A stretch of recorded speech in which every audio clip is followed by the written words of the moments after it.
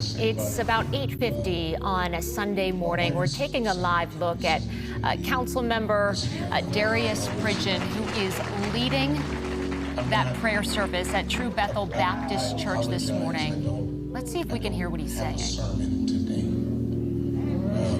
I did.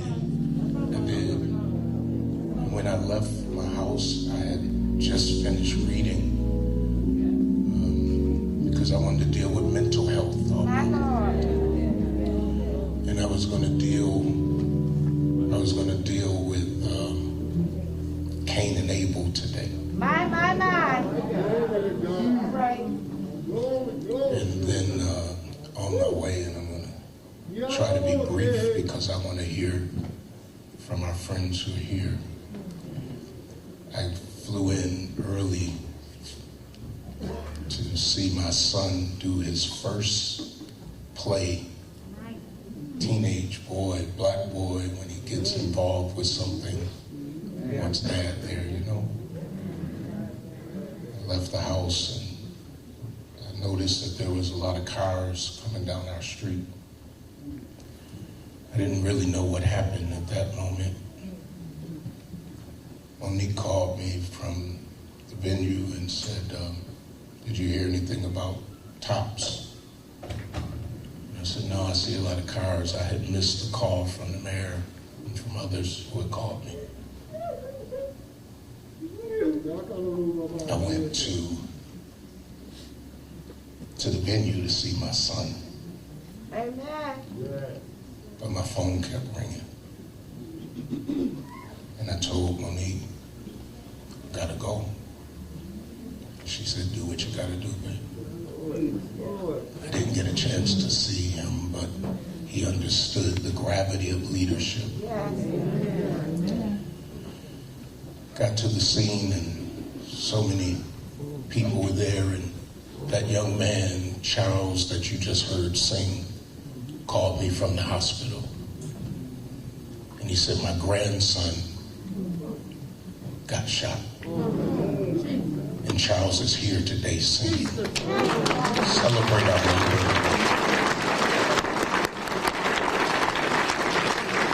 The bullet went in his body and straight out without hitting an organ.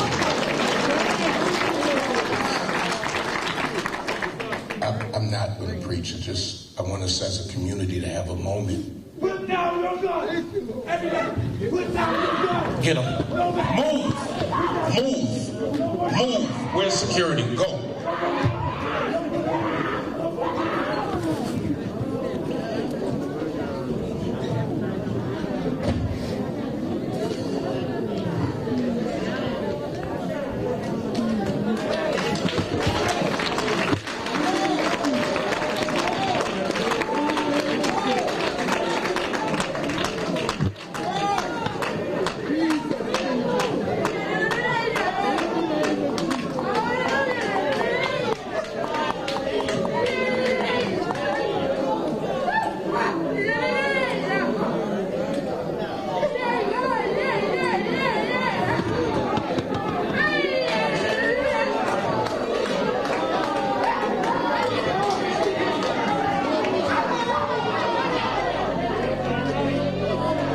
God is still God.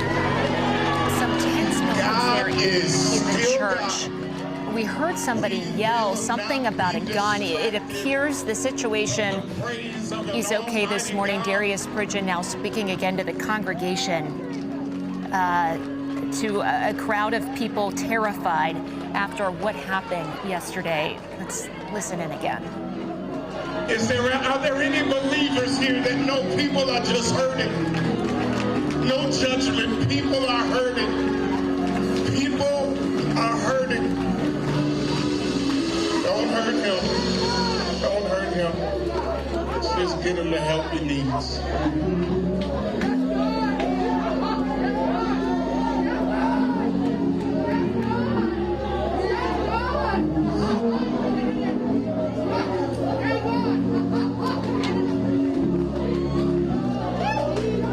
Get him the help he needs.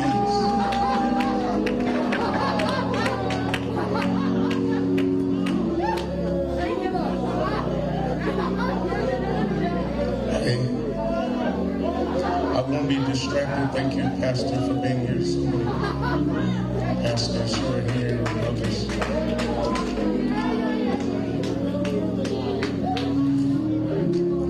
All right. We're good. Somebody just lift up a praise unto God.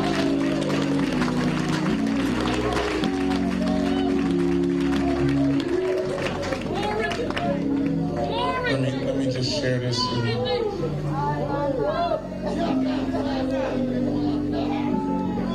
Now, don't put this on the news, but True Bethel ain't the place to come show out. Because we believe in God.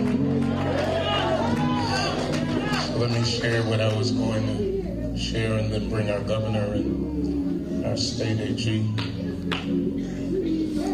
I was asked yesterday by one of the national news, I'm not going to mention his name in this church, not today, others can, but I was asked about his brain, because they said he's 18 years old, and his brain is not fully developed. But here's my response. His brain was developed enough to drive 3 hours to Buffalo, New York. His brain was developed enough to know how to load a weapon. His brain was developed enough to write an entire manifesto. His brain was developed enough to know how to walk in the tops, walk around it. And I read with my own eyes a manifesto where he said, I'm going to kill all blacks. So people have said to me, but don't you still believe that he might have been suffering from a mental illness? Y'all have to excuse me, but I don't give a damn about his mental illness. You want to know whose mental illness I care about? The people whose mother didn't come home last night. The people whose father did not come home last night. The people who witnessed it. The people who were in the store. The people on the outside. I care about their mental health right now. Y'all pray for me. I ain't as far as you are, Pastor. So let me say this and I'm moving. Say this and I'm moving. Job lost his family.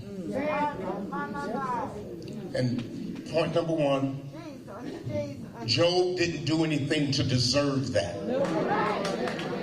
So the news pundits who are trying to figure out what we did to deserve it, not a thing.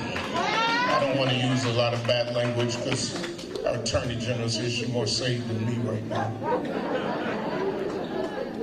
Job did nothing. It was, and I think the sheriff put it best, pure evil and hatred that caused, even in the Bible, if you remember, when Job lost everything, he did not deserve it, but he had to deal with it.